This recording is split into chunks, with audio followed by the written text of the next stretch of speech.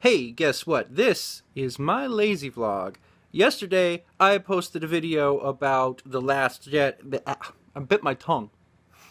I just bit my tongue. You know what? I'm going to keep it in there. I'm not going to do this again. It's going to just be how it is. Yesterday, I posted a video about the Last Jedi, and I'm going to post another one today, even though I'm months late to the party and everybody's already over it, I'm sure. But I'm just put it out there first of all. I love the film. I really did. Despite all there, I mean, it's not a perfect film, obviously. There are so, I mean, you can argue. I'll tell you what.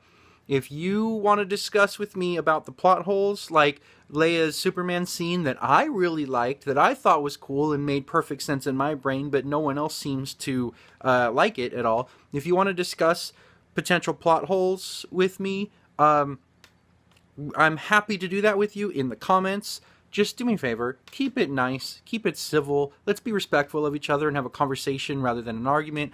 At the end of the day, we're all on the same side here. We all are Star Wars fans. There's no reason to personally attack one another. That being said, I have a suggestion on what could have made The Last Jedi so good, you guys. Like, just so good. Way better than it was. Like I said, I love the film, but it's not a perfect film. There are a couple plot holes that, a couple points that, like, okay, yeah, I'll give you, could have lived without. Like the Canto-Bright scene, the Canto-Bright subplot, for example, could have lived without that. But, and the, okay, this idea, this suggestion that I have, comes from the whole hyperspace tracking thing. So, okay, I know that in Rogue One, first of all, I'm not just a fanboy that blindly loves everything Star Wars. I hated Rogue One, and I'm not planning to see Solo, so there's a thing there. But I know that in Rogue One, they tried to explain the whole hyperspace tracking thing. When she's looking through the files, she says, here's a file on hyperspace tracking.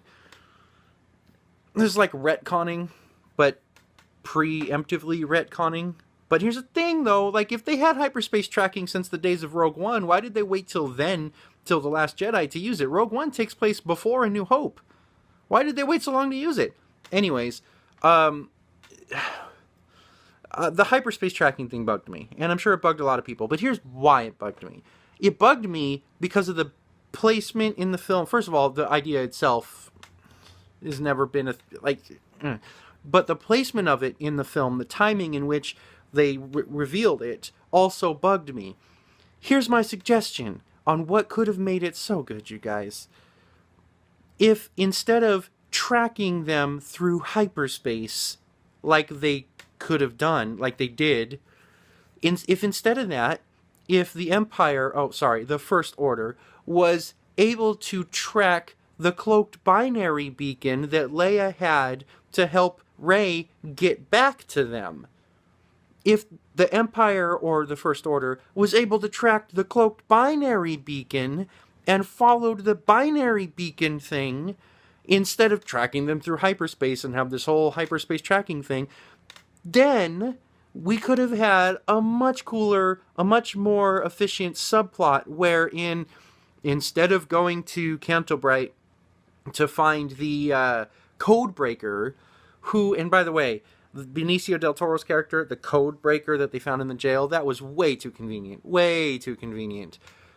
I mean, there were so many jail cells in there that all appeared to be empty, and they just happened to be put in a jail cell right next to a guy that can do the thing that they were there looking for in that entire place. Like, and if he could break out of the jail at any time he wanted, why was he there in the first place? I don't know. That didn't make sense to me. Instead of that, we could have had a subplot where Finn has to morally figure out he's got to balance saving the rebellion versus getting Rey back to them, because as long as the rebellion holds on to the binary beacon, then the Empire or the First Order can track and follow them no matter where they go. But if they get rid of it, then Rey can't find her way back. Now that could have been so good, you guys. So good. That could have made for a much better story than, I've got to go to Canto-Bright to find the codebreaker.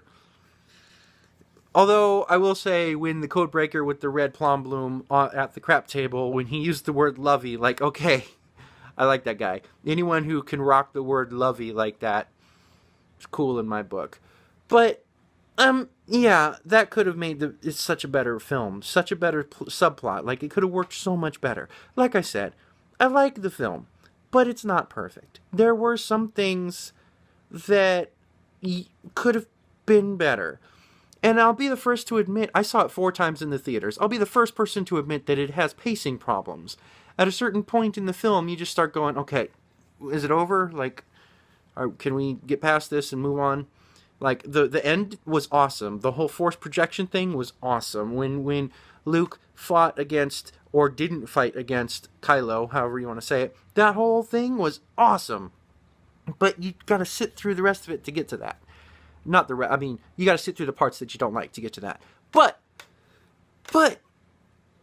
yeah, so that's the thing. You could have been better if they had done it, if they had gone about it in that way. And they set it up. And here's why I say when they set it up. They set it up, so I thought that's where they were going to go.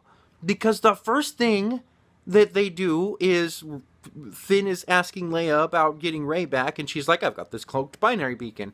Then all of a sudden, the First Order shows up, and all of a sudden they're there, tracked them through hyperspace and everything. Like, I literally thought that it was going in that direction because they set it up to look like it was going in that direction. The First Order suddenly shows up right after the reveal of the binary beacon thing, and then they go into the whole, it's hyperspace tracking, and I'm like, oh wait, so the binary beacon was not part of this. It's an irrelevant. Well, it's not irrelevant because Rey's going to come back later. But wait, so it's not. It's a whole different. There's 2 tracking things.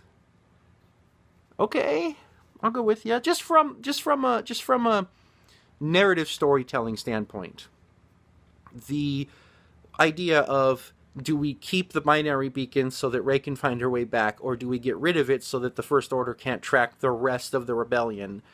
The one versus the many. That is a much stronger subplot than a much longer. I can talk, I promise, sometimes. That is a much stronger plot than what they actually did. Like I said, I love the film, but it's not without its flaws. Obviously, it's not a perfect film. If it was a perfect film, then the fandom wouldn't be so divided. Obviously. But it's important also to remember the difference between what's actually a plot hole and what is just not what you wanted to see, not what you were expecting. Or just lazy writing. Or, I don't know why they went in the direction that they did with Canto Bright and the Codebreaker when there was a much better potential thing. I liked a lot of the things the movie did, but this was a missed opportunity, I thought, to make it a better film. Anyways, that's going to be the end of my rant, and I'm going to not make any more videos about The Last Jedi because I'm months too late and we're all over it. And if you want to talk to me about it, we can talk about it in the comments below. Just let's keep it civil. Okay? We're all humans here. We all like the same thing. Obviously, we like Star Wars because we're talking about it and things. So, just keep it civil. We're not enemies. We can talk friendly. On that note, hey, I'm making a Star Wars fan film because I'm that much of a geek. I'm that much of a nerd.